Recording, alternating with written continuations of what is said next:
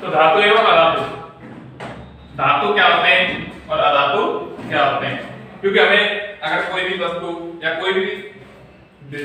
कोई चीज देखनी है तो हमें सबसे पहले ये देखना है कि ये धातु है क्या अधातु है। अब हमें धातु एवं अधातु की पहचान कैसे होगी कि टेबल क्या है टेबल, तो टेबल की हमें पहचान कैसे होगी कि धातु है क्या अधातु है। वैसे अगर आपने देखा तो धातु एवं अधातु आपका टॉपिक है, लेकिन इसके साथ एक भी आता है उपधातु। क्या होते हैं उपधातु। तो अब आप धातु एवं अधातु के समझ लेंगे उपधातु क्या होते हैं। एंड जो ना तो धातु है और ना अधातु है वो क्या होते हैं उपधातु। तो धातु क्या होते हैं और अधातु क्या होते हैं। तो हम सबसे पहले बात करते हैं धातु के बारे में।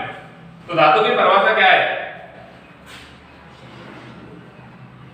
यानी वे वस्तुएं, धातु की परिभाषा क्या है, वे वस्तुएं जो चमकीली, कैसी होती है चमकीली, आघात वर्तनीय,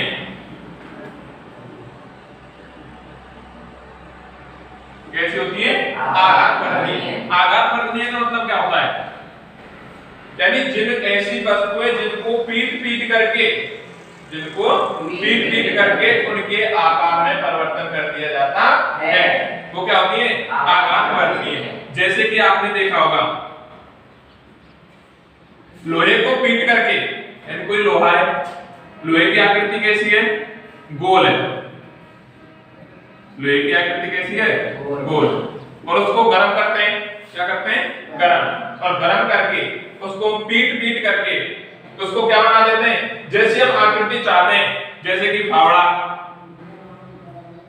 तो फावड़ा कैसा होता है आकृति में चपटा होता है, जैसे कि कुल्हाड़ी, यानी जो आकृति हम चाहते हैं वो आकृति क्या कर देते हैं बना लेते हैं।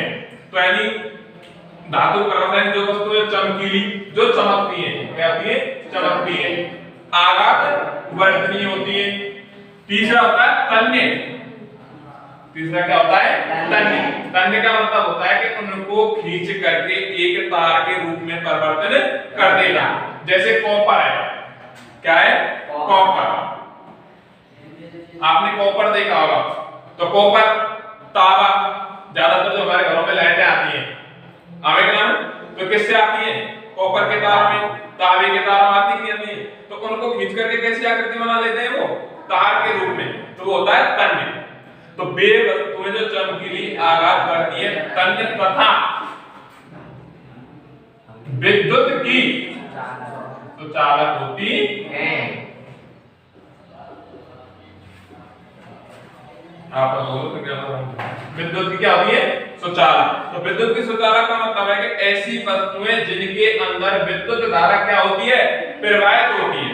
विद्युत धारा क्या हो रही है प्रवाहित, यानी कि हमारे घरों में क्या आ रही है विद्युत धारा आ रही है, लाइट आ रही है, तो वो किसके माध्यम से आ रही है कॉपर के तारों के माध्यम से, और कॉपर के तारों में लाइट आ रही है तो वो क्या है विद्युत की सुचालक है। सुचालक यानी जिसका अच्छे प्रकार से क्या होता है चालन होता है, जो एक अच्छे प्रकार से क्या होती है चलती है, तो वो होती है सुचालक। सु माने अच्छा और चालक माने चलना, जो अच्छे प्रकार से क्या होती है चलती है। तो धातु की परिभाषा समझ में आ गई, वे वस्तुएं जो चमकीली आघात वर्तनीय तन्य तथा विद्युत की सुचालक होती हैं, या उन वस्तुओं में ये सभी गुण कौन कौन से चमकीली आघात वर्तनीय तन्य तथा विद्युत की सुचालक होती हैं, वे वस्तुएं धातु कहलाती हैं। अब हमें पता है टेबल क्या है धातु है। धातु क्यों है क्योंकि ये तो चमकीली भी है, ये क्या है आघात वर्तनीय भी है। अगर हमें पीटेंगे पीट के चालक के रूप में परिवर्तित करेंगे नहीं करी भाई, तभी तो क्या बनी है टेबल। पहले क्या होगा नॉर्मली, लेकिन इसको आकार का बदल दिया टेबल में, तो क्या है धातु। अब दूसरा आता है अधातु, क्या है अधातु।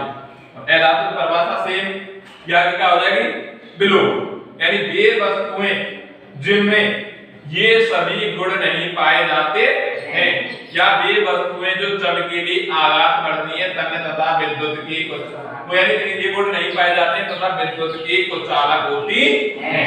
यानी विद्युत की क्या होती है वो चालक, जिनमें विद्युत धारा क्या नहीं होती है, प्रवाहित नहीं होती है। कुमाने क्या होता है, बुरा, कुमाने क्या होता है, बुरा, यानी उसमें चालन नहीं होता है, तो वो क्या होती है, विद्युत की चालक। जैसे अगर आयतातों में एग्जांपल लें तो जैसे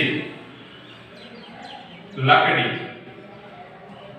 क्या है, लकड़ी, तो आपने कभी लकड़ी में विद्युत धारा प्रवाहित होती देखिएगा नहीं, लेकिन कभी कभी हो जाती है। वो कब होती है, जैसे कि लकड़ी कैसी होती है, गीली, कैसी होती है, गीली, या फिर हमारे अंदर क्या होता है, हमारा शरीर क्या ले जाता है, अर्थ ले जाता है, क्या ले जाता है, अर्थ, क्योंकि आपने विद्युत धारा में देखा होगा, अगर विद्युत धारा प्रवाहित होती है तो दो होते हैं, एक होता है अर्थ और एक होता है फेस, है ना, कि अर्थ फेस, अर्थ तो कहां से आवे, पृथ्वी के अंदर से अर्थ बन क्या होता है, पृथ्वी, और फेस क्या है, विद्युत धारा क्या होती है, पूर्ण रूप से प्रवाहित होती रहती है। तो लकड़ी है, अब जैसे कोयला है, क्या है, कोयला, अगर आप कोयला है यहां अगर हथौड़ा की चोट मारे, कोयला में हमारे हथौड़ा की चोट, तो ये अपनी मनचाही आकृति में आ सकता है क्या, नहीं, क्या बन जाएगा, चूर चूर हो जाएगा। तो हमें क्लियर पता है कि क्या है ये, ए धातु। तो आपके लिए अगर मैं उदाहरण लिखूं, जैसे कि पेन, लकड़ी,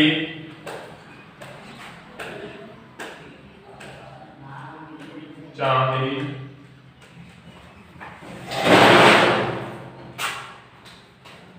सोना,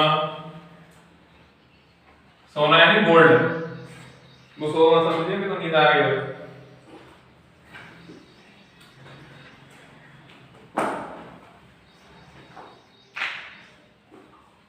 पेंसिल,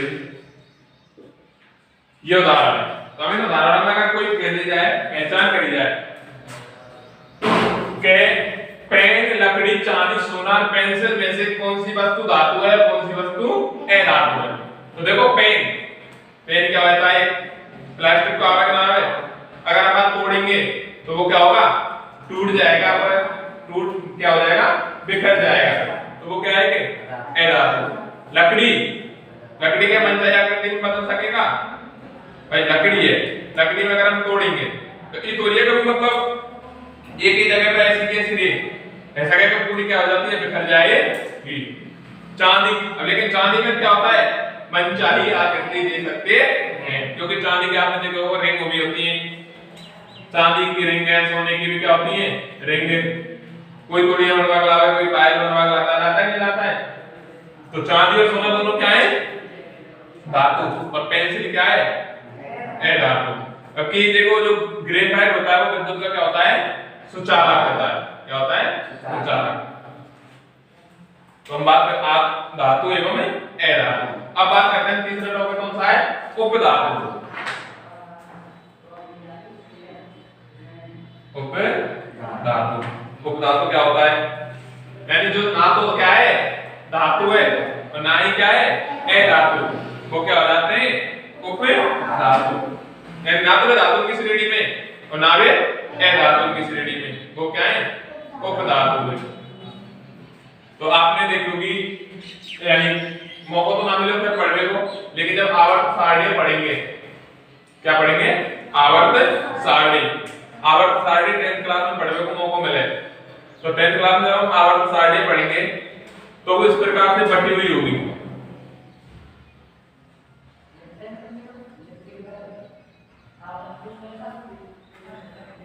या प्रकार से कटी होगी। तो हम एक साइड में तो कहोगे धातु, एक साइड में कहोगे अधातु, लेकिन हमें उपधातु की अगर हमें